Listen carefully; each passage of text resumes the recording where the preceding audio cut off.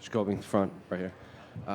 First of all, congratulations on such an impressive performance. I guess we heard your excitement about being interviewed by Joe Rogan a few times in there. So I guess what are the emotions now that maybe the adrenaline settled down a bit after that win? Just grateful for it all, man. I respect my whole team, my family. The UFC for giving me this opportunity, giving me this international fight week, and with me being able to perform and live up to my abilities. I'm just so grateful. I think a lot of people are excited for this matchup because Nico is such an unorthodox fighter that they were excited to see you in positions and moments in there that maybe you can't train for and see how you would do on the fly. So I guess what was it like actually being in there with Niko Price? It was a little bit more than I expected, to be honest, because usually when I slam people like that, they turn into their belly trying to get up.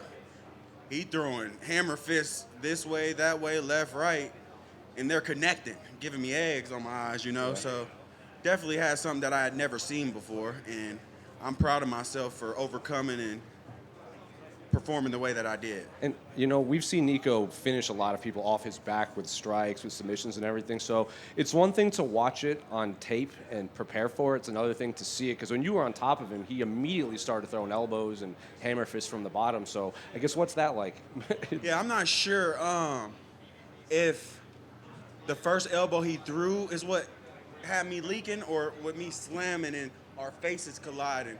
But I know everything happened so fast, I just know I seen blood and I knew it was mine because I was smelling it. And then that shark instinct kicked in and I was like, woo, let's get it, baby. Let's show this world. Let's get a bonus, hopefully, performance of the night, and get the UFC fans want me back in there as quick as possible. So that was going to be one of my questions. I guess what do you want the rest of your year to look like? Do you want to be really active? Do you want a slow rise? What do you want for your career? I want to go home and hug my daughter and my son and recover to the point where I feel good, and then we'll talk. But right now, I'm just going to live this moment. Is it almost annoying that, fighters, they spend weeks at a time preparing, they're grinding it out, they win, and the first thing we ask is, all right, what's next? No, because we do this for y'all, The fans, the people that aren't capable of doing this, I might ignite somebody that didn't believe that they had the ability to do it, and then start busting their ass and become a UFC fighter themselves, That stuff is what gets me going. It's not I'm this God-given ability. Everybody needs to praise me. It's never been nothing like that, It's for you guys, man. So, gotta love it. And then just last one for me. When Nico stood up pretty quickly, he was upset and helped you up, and then you guys kind of hugged and had a few words for each other. What'd you guys say in there? Oh, I just told him how much I respected him because I didn't know nothing about him. I didn't watch any videos. And then I was in my hotel room, and I got a little nervous than I usually do every fight. So I got on his Instagram, looked him up, and I seen his family, all his kids, and how much he reminded me of me when I get money. The shit that I would do is what he doing. And I'm like, man, I would love to fucking kick it with Niko Price, And I told him that, and that's just what it was. With him getting up the way that he did, I think it was because I didn't let the submission go, because the ref told me, don't stop until I stop you, even if you think he tapped. And I knew he was tapping, but the ref didn't move in as quick as he should have. So, it was what it was, but that's what our job is. So we cleared that up real quick. I don't think it didn't seem like he was upset at you. It just seemed like he was upset that he lost. Yeah. So, like just a bummer situation. So, yeah, that's, take it how you take it. That was just my point of view from me, Yeah. Talk about a little bit about the power of that choke, because once you locked it in, it didn't even seem like you fully had the legs around him, and he didn't even see it coming. Yeah, when I locked that choke up, I haven't locked one of those up ever, unless they let me lock it up, showing me this is how you get to it. But when I start going live and fighting in the wrestler room training, it's hard for me to get that, even on my teammates that I'm training with as lightweights. And when I got it, I was like, oh, I've never felt it like this. I know this is something special. And then I threw the foot in, and that cinched up, and I just knew it was over. I was not going to not. So I was going to squeeze until I couldn't stand up. So Up to this point, you've had all the finishes with the hands, but now you got a submission. Which did you like a little bit better? the hands, because look at this eye. I ain't never had to deal with that. Actually, when I was 7 years old, my little sister, she's 2 years younger than me. Her name is Jacobe Smith. I'm telling you, before I fought Niko Price, she was my toughest fight. Now Niko Price is my toughest fight. You still probably don't mess with your sister, though. Yeah, oh, she's about it. And last for me, I mean, what was the best part tonight? Was it going out to this big crowd? Was it getting the Joe Rogan we got out there? Or was it the fact that you got your first submission victory? It was coming out of there and coming back down to the human me, because in there I was feeling like a god in a sense, and I was walking back, running out, just living it out. And then when I seen my wife, I was like, oh, this is me. Kissed her. And like, that was the greatest moment. Like getting back to my family and knowing, thinking like I'm this much closer to getting to my son and daughter. So other than that, everything else, I just live for the moment. Jacobe over here. They mentioned it on the broadcast, you being the biggest betting favorite in UFC history. Was that something on your mind going into the fight that can, for some fighters, it's a lot of pressure? No, when things get crazy like that, I just shut them out because I don't really care about none of that. Because coming up, I was always the dark horse. Like nobody came to me and was like, "I pick you first." Like, da da da, and like just to hear it, like it was like cool and all, but I didn't really think too much of it. Yeah, and is there a type of opponent you want next? I mean, again, you were a big favorite. You were expected to win tonight. Is there like, do you like kind of how your career is going in terms of the opponents you fought so far in the UFC?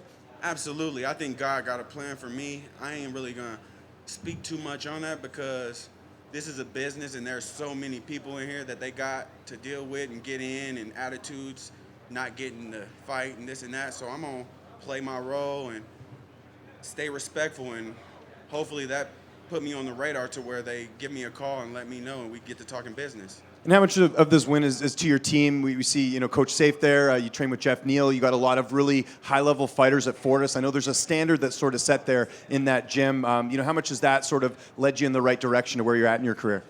I give all my teammates credit. I wouldn't be here without them, I would have had to find a different route, and God knows how that would have been, All we can do is talk and reminisce on what could have been. But all we do know is this is what it is, and I'm grateful for Jeff Neal, Max, Ramirez, Kyle Crutchmer, everybody that's crossed my path, even the coaches out at AKA before I moved to Fortis. Like, I'm grateful for it all, I don't take nothing for granted.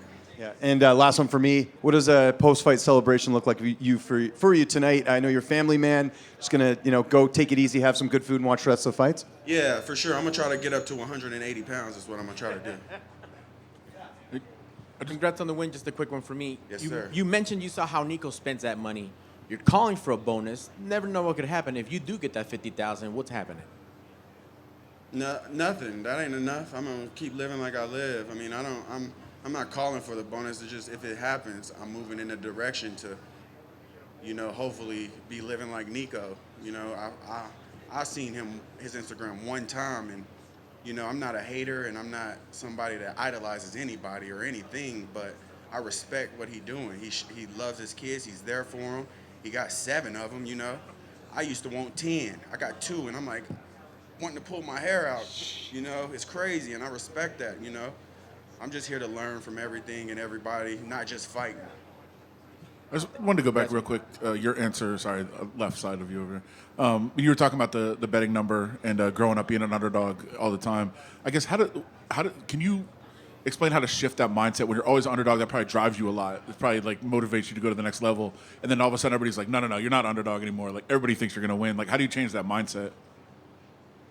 I just keep doing what I do, putting myself in the fire, never getting comfortable in training, always making it a competition to where I'm getting better, don't settle with success, I go in the training room every day and I'm busting my ass. If I feel like it's easy, I'm hitting up I got so many options, a different teammate to push me in a different angle, so I just switch up the way things look that week. Jacobe, straight back. All the way back. Yeah, I see you. DC and Rogan were talking during the fight that this is a great learning opportunity for you, and that maybe you had learned some things to level up fighting Nico. I know it hasn't been, but a minute since you had the fight, but your immediate reaction to that, do you feel like you've learned something in there that's going to change how you approach the fight going forward? there's a lot of things that go on behind the scenes that, you know, a lot of people like to hide them or not mention them because, you know, other fighters will exploit them. I don't got nothing to hide. Like, I'm small right now. And eventually, I'm going to be getting big to the point where I don't have to really rely on, you know, certain things that I think I have to. So it's just pushing forward and getting better everywhere. And where I think I'm the best, just keep sharpening them tools with the swords and teammates that I got.